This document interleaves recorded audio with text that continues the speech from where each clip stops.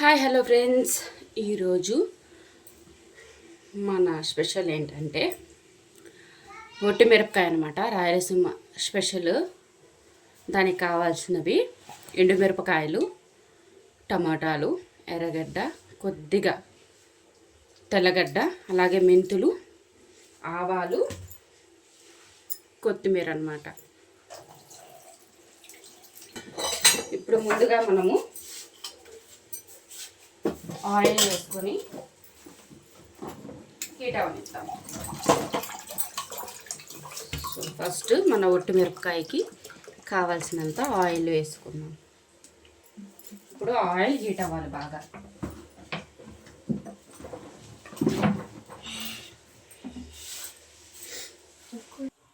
ఇప్పుడైతే ఆయిల్ వేగింది.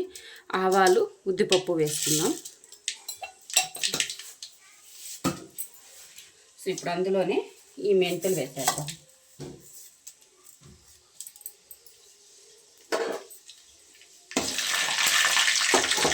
ఇప్పుడు తెల్లగడ్డ.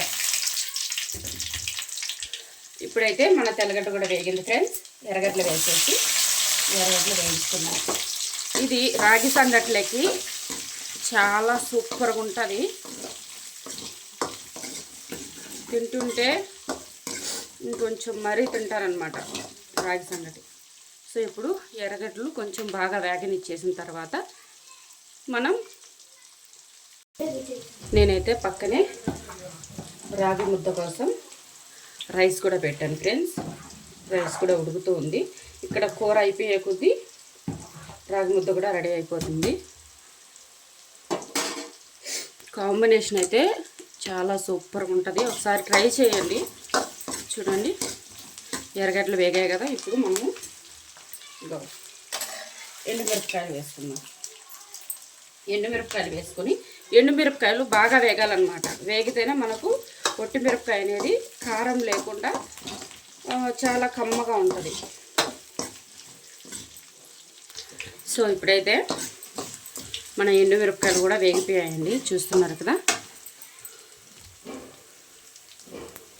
చూడండి ఈ కలర్లోకి రావాలన్నమాట ఎండుమిరపకాయలు అనేది. ఇలా వేగాయంటే మనకు ఒట్టి మిరపకాయ చాలా కమ్మగా ఉంటుందండి. ఇప్పుడు ఒక 3 టమాటాలు సన్నగా తరిగి వేయించాలన్నమాట.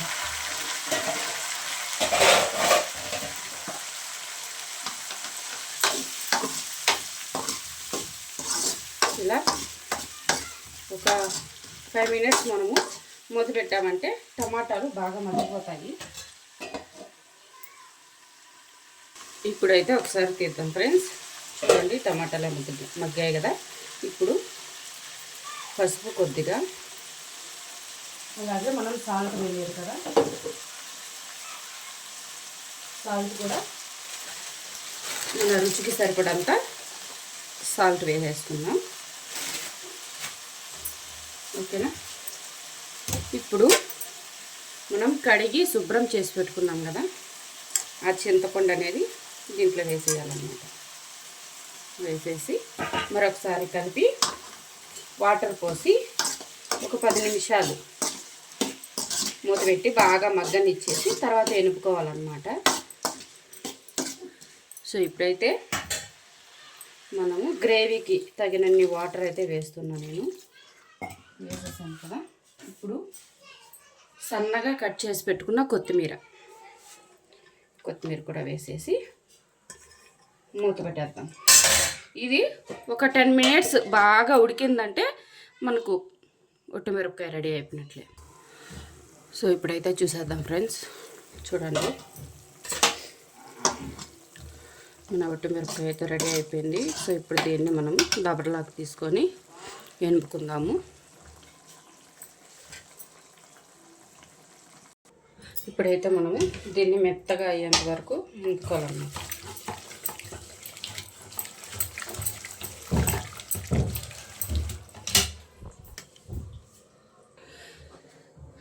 సో చూడండి ఫ్రెండ్స్, మన రాయలసీమ స్పెషల్ రాగి సంగట్లోకి ఒట్టి మిరపకాయ అయితే రెడీ అయిపోయింది. సో ఈ ప్రాసెస్ మీకు ఎలా ఉందో కామెంట్ చేయండి. అలాగే మన ఛానల్లో కొత్తగా చూసేవాళ్ళు ఛానల్ని సబ్స్క్రైబ్ చేయడం మాత్రం మర్చిపోకండి.